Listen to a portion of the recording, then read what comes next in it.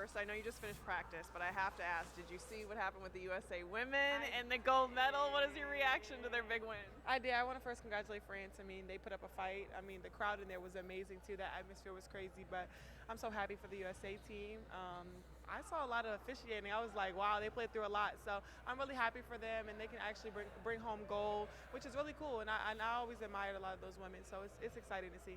What was that like? I mean, I know you were in Paris, and just to kind of see, like Yeah. you said, admire these women, and now maybe it's something that you can aspire to be a part of as well. Yeah, I mean, obviously, I want to be on that 2028 team in LA, and just being able to be a part of that, watching those little things, and what it takes to be an Olympian, what it takes to get that gold medal. And it wasn't easy for them, obviously, as you can see. And I love everything to be hard, and I know a lot of those women do that. So just being able to watch that, have a good relationship with a few of them. So just being able to talk to them too about it. So I'm excited for them to get back and hear a lot of things about it. You're back in the gym. Second half of the season begins this week. When you think about what you've done in the first half of the season and now how you want to continue to grow, what are your personal goals for the second half now? Just to continue to be consistent. What my teammates need me to do. Obviously, rebounding is something that I love to do and what I'm really good at. But just being able to finish around the rim, being able to guard my matchup. I'm able to switch 1 through 5, so just continuing to do that. I watched a lot of film over the break, so just being able to just tweak a couple things. I think I did do a lot of great things in the first half, but just being able to continue that. The chemistry has been something that That's one thing I want to stop and say right there. One thing that I really want to see out of Angel is her skill set, her basketball skill set. I know it probably wasn't a lot of time, for training and stuff like that. She flew out of Paris and things like, and I've been, you see her Instagram and going out, whatever the case is. I'm not saying going out partying, but whatever she's doing, we don't know what she's doing during the day. I would love to hope she's working on her skill set. Now, when I talk about Angel Reese on my other channels and stuff like that, I say this. Her work ethic when it comes around the basketball is crazy. Not crazy, but it's dominant. It's just something that you can't teach. She has these hands where the ball just finds her. Like she's in the right position every time that she needs to be there. She's just there. It just happens like that for her. She puts herself in those positions. I don't know how she does it, but she just does it. And it's something that you can't teach. And she's doing a good job of doing that. Now, with all of the, you could just be honest, the missed layups and stuff like that, just the double dribbling, those things I would want her to work on the off season. That way she can come in and dominate. If she can pick up those two things, fuck the mid-range, fuck the three-point shooting for her. If she can figure out the finishing at the rim and the ball handling part, she will be dominant. The mid-range and all that will come with confidence and stuff like that. So, I hope we see. That's one thing I want to see from her in the second half. I'm not worried about her rebounding. I'm not worried about her, all of that. She's going to be there. She's going to play her defense. She's going to be perfectly fine doing all that stuff. I want to see an improvement around the rim. Your percentage around the rim. Just continue to do that. You'll be fine at the free throw line. I think you shoot 70-something% from the free throw line. So everybody talks about your finishing. So the only way to shut them up is to get better at it. Let's go. I feel like this is strength for this team. You guys are very cohesive, especially now coming into the second half of the season.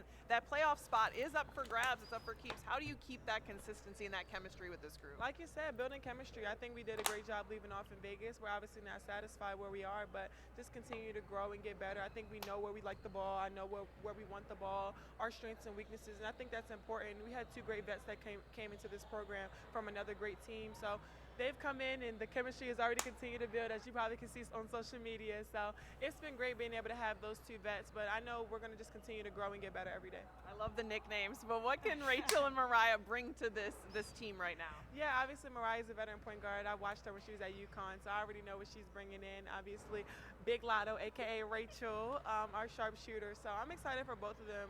They give me a lot of insight of things that they had, not even just off on the court, but off the court. They tell me about different programs that they've been in, how rookies have been treated, and they always ask me, how are you being treated?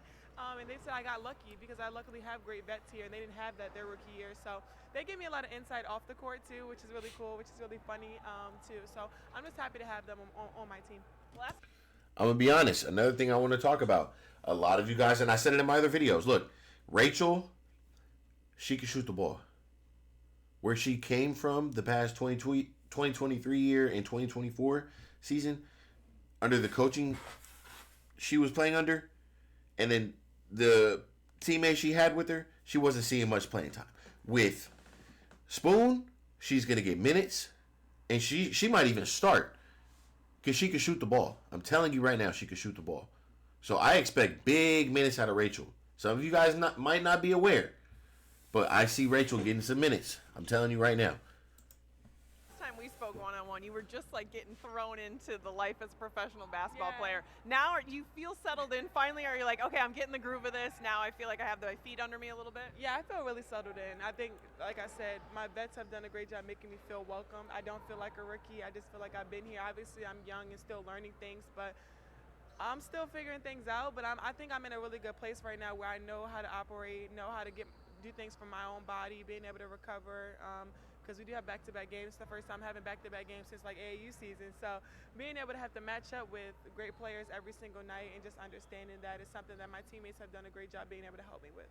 What can you say about Kennedy and her first half performance and what she's meant to Baller. this team and just kind of her spirit and how she's put herself in that position to succeed? Yeah, Kennedy, I've been watching Kennedy since she was at Texas A&M. I tweeted out a long time ago when she was at A&M, like, she's a dog. Like, she's been a dog, and I've always admired that. I love players that go out there and play with something on their shoulders. You can tell Kennedy plays with the story on her shoulders, and I love that, being able to be her teammate, to go out there every single night. Sometimes you just get out the way. You get out of Kennedy's way. And we just have that great relationship because we understand each other. I can get on her and she can get on me. So I'm super excited for Kennedy. I mean, she deserves this more than anybody else. And I know her second half is going to be even better than the first half. What has Coach Spoon kind of told the That's one player I want to talk about as well. If you watch my other content, watch my other channel. Kennedy Carter, Shanae, that's my girl right there. I know after, and I didn't know her until what happened with Caitlin Clark. I'm going to be completely honest with you. And I didn't like what she did to Caitlin. I don't agree with it. She should have got suspended for a couple games. I was outright just not cool. And she knows that. But after that, whoo, shit. She was hooping, bro. I'm talking about downhill. Pull. She's like the fucking girl Westbrook, bro. In his prime. What? For sure. And she is fast. She'll take you off the dribble. Hezzy, tween, pull up. All of that, bro. She's got all of that. And she's going to play with that chip on her shoulder. That's somebody you need on your team. I don't agree with the Caitlin Clark situation and all the fighting. I don't agree with that. Not my cup of tea. As far as hoops, though, she should have been in the All-Star game if we're being real. Keep it real.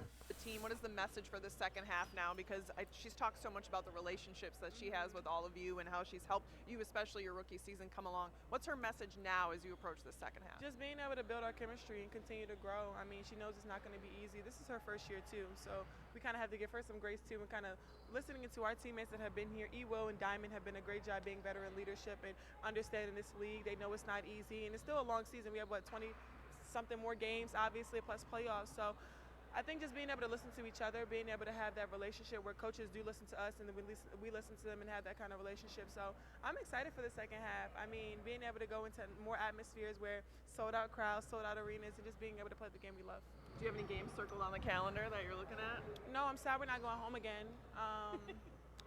We haven't been to, I like to go to different cities and try new food. So we haven't been to Phoenix. We haven't been to Phoenix yet, so I'm excited to go to Phoenix. We're going back to Vegas. We haven't been to LA yet either, so I'm excited for the LA game too. So I'm excited for the West Coast games that we haven't gone to yet. Especially as the weather gets a little dicey I know, here. the weather's getting good. The weather's getting good, so I'm excited. I'm gonna have to go check out a game for sure, especially if they're gonna be in LA. I was waiting for the Fever game, but we're not gonna get anything until next year.